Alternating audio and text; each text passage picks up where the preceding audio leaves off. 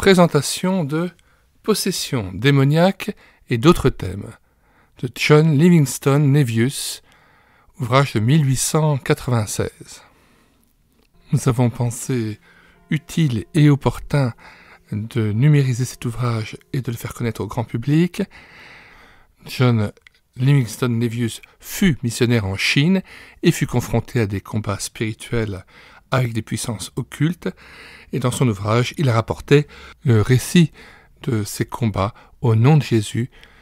George Birch, dont nous avons traduit d'anglais en français l'ouvrage Le ministère de délivrance, ouvrage que nous avons, je le rappelle, lu intégralement en audiobook aussi sur cette chaîne, parle directement au début de son ouvrage, dans le chapitre 1, de l'expérience du docteur Nevius, et c'est pour ça qu'il me semblait bon de pouvoir faire connaître à tout à chacun le contenu de cet ouvrage, qui a su inspirer ensuite George Birch et bien d'autres pasteurs. Nous lisons la note introductive du révérend Eileen Wood. John Livingston Nevius de Shefu, en Chine, accordait une attention particulière à certains phénomènes psychiques étranges qui se manifestaient de temps à autre dans les districts intérieurs de la province de Shantung. Je me suis d'autant plus intéressé aux résultats de ces recherches que, depuis plus d'un quart de siècle que je le connais, je le considère comme un homme particulièrement apte à examiner un sujet aussi complexe et difficile.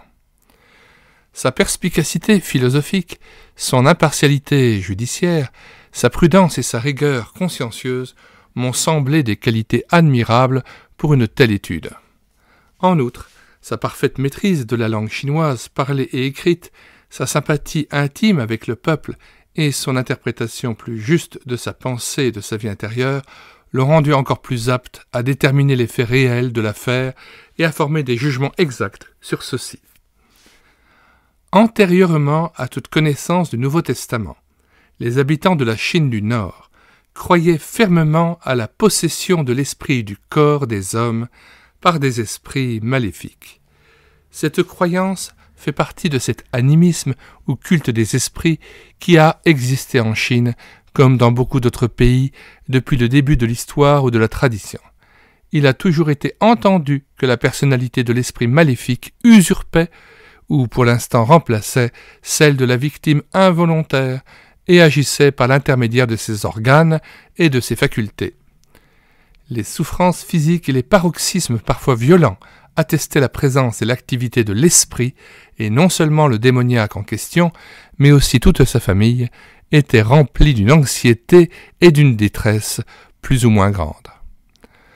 Lorsque le christianisme a été introduit en Chine et que les récits de possession démoniaque contenus dans le Nouveau Testament ont été lus, la correspondance qui a été immédiatement reconnue par les chrétiens nationaux a semblé complète.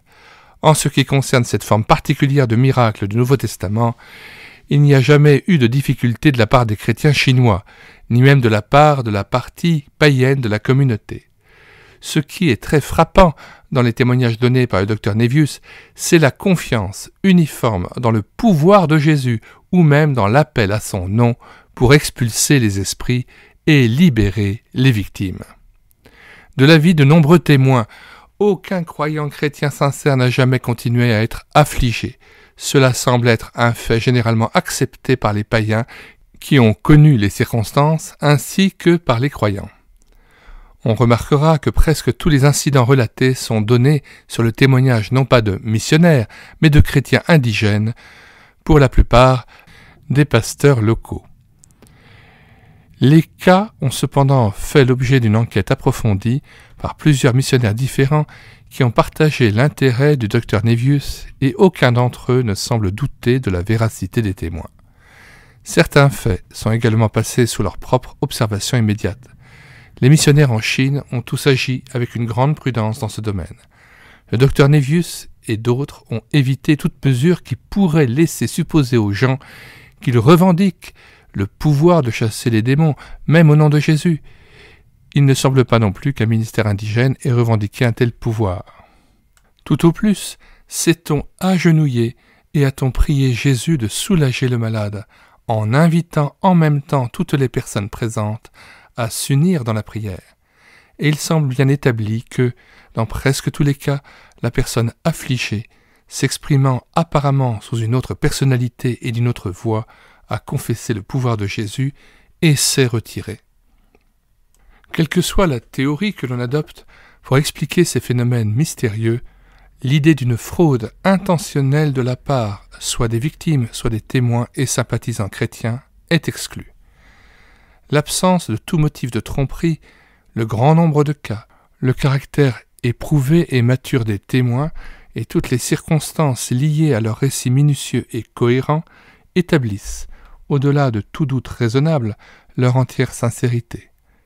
Quoi qu'en pense le monde, les chrétiens indigènes de Shantung sont aussi pleinement convaincus de la réalité des possessions démoniaques et du pouvoir de Jésus d'y remédier que l'étaient les disciples de l'Église apostolique.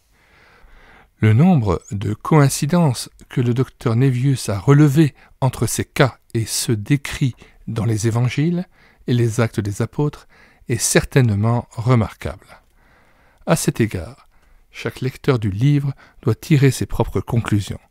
L'auteur n'insiste pas sur une interprétation particulière ni sur une conclusion finale. Il est manifestement conscient de la gravité de son sujet et de la possibilité de spéculations erronées. Mais au cours de ses recherches approfondies, il a constaté que de telles spéculations étaient déjà répandues et il les a examinées brièvement dans certains des derniers chapitres de son livre. La croyance en la possession démoniaque a existé dans beaucoup de pays et à travers les siècles précédents. Les anthropologues et les écrivains spécialistes de la psychologie, de l'hypnotisme, etc., ont avancé des théories nombreuses et contradictoires pour expliquer ce phénomène. Le docteur Nevius a répondu à certaines d'entre elles et, à mon avis, avec succès. Dans l'ensemble, son esprit semble enclin à penser qu'aucune théorie n'a encore été avancée qui s'accorde aussi bien avec les faits que la conclusion simple et incontestable, si universellement soutenue par les chrétiens de Shantung, à savoir que les esprits malins possèdent et contrôlent dans de nombreux cas l'esprit et la volonté des êtres humains. L'hypnotisme, en tenant compte des quelques extravagances qui l'ont accompagné, semble montrer qu'une volonté humaine, forte et magnétique, peut contrôler l'esprit et la volonté de son sujet au point de diriger ses paroles et ses actes par une simple volition silencieuse. On entend par volition l'expression d'une volonté. Qui dira alors qu'un esprit désincarné ne peut pas faire de même ? Le professeur Scheller de Harvard, dans son livre intitulé « L'interprétation de la nature », a souligné l'existence d'une forte réaction contre le matérialisme qui, il y a quelques années, semblait assuré de sa domination. Certains chercheurs en biologie, enflammés par le succès de leurs recherches, étaient très confiants dans le fait que s'ils n'avaient pas pu découvrir l'âme humaine avec le microscope, ils l'avaient au moins identifiée de très près avec la substance du cerveau et des nerfs. Mais aujourd'hui, comme le montre le professeur, la science commence à découvrir l'âme humaine, ainsi que des domaines de l'esprit qui se situent au-delà du physique et dont nous n'avons pour l'instant qu'une connaissance très limitée. De toute évidence, la recherche humaine n'a pas encore achevé son travail et n'est pas prête à s'appuyer sur un verdict dogmatique. Aux spéculations matérialistes s'opposent les caprices des spiritualistes, des théosophes et de tous les apôtres de l'occultisme oriental ou occidental. Leur théorie se situe à l'extrême opposé et l'une de leurs principales revendications pour être reconnue est qu'ils espèrent sauver la société de l'influence néfaste du matérialisme. Le docteur Nevius, après avoir considéré ces deux extrêmes, ne trouve pas de meilleur compte-rendu de la nature spirituelle de l'homme que celui qui est donné dans la parole de Dieu. Pas de vision plus rationnelle de ces conflits avec le mal, pas de remède plus satisfaisant et tout à fait suffisant pour ce mal. Bien qu'il ne dogmatise pas les maladies mystérieuses dont souffre le Shantung, il estime qu'il est nécessaire d'exposer les faits et il ne dissimule pas non plus ses propres convictions à leur sujet. Révérend Eileen Wood. Mais prenons le temps d'écouter aussi la préface de l'auteur. En cette époque de littérature foisonnante, un auteur qui présente un nouveau livre au public se sent souvent obligé d'en donner les raisons. Il ne fait aucun doute que des raisons valables et suffisantes seront particulièrement nécessaires pour soulever à nouveau la question suivante. Existe-t-il une réalité comme la possession démoniaque en cette fin du XIXe siècle ? La justification de l'auteur est que, dans la poursuite de son travail missionnaire en Chine, ce sujet a été maintes fois imposé à son attention, de sorte qu'il est devenu absolument nécessaire de l'examiner et de se faire une opinion intelligente à son sujet.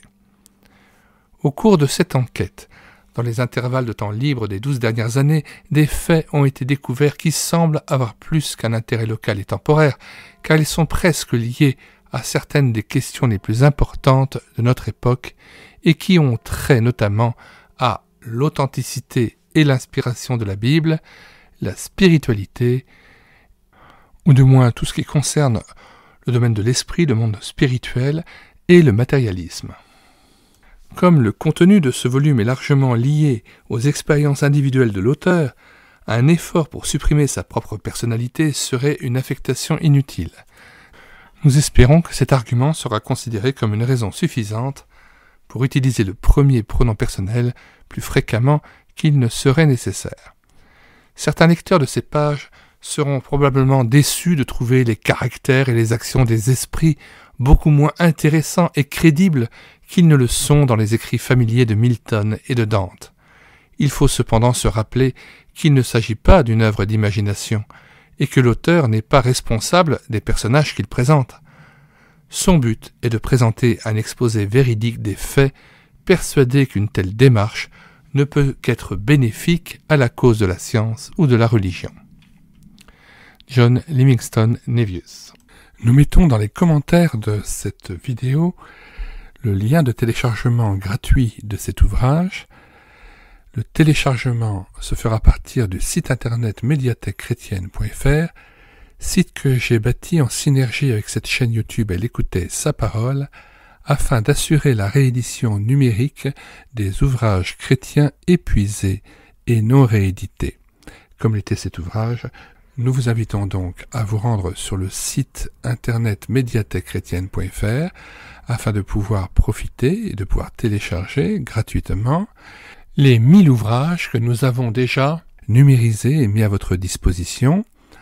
Il n'est nul besoin de s'inscrire, vous pouvez directement accéder à partir de la page d'accueil à l'onglet Livres et là regarder les dizaines d'auteurs et les centaines d'ouvrages qui sont déjà disponibles en téléchargement gratuit. Si vous voulez connaître les différents ouvrages que nous numérisons tous les jours et présentons sur cette chaîne YouTube Elle écoutait sa parole, les audiobooks que nous prenons en charge, les albums ou BD que nous lisons avec caméra de document, mais aussi les cantiques que nous mettons en parole, afin de nourrir votre louange individuelle ou en assemblée, abonnez-vous à cette chaîne YouTube Elle écoutait sa parole. Nous vous disons au revoir et à bientôt.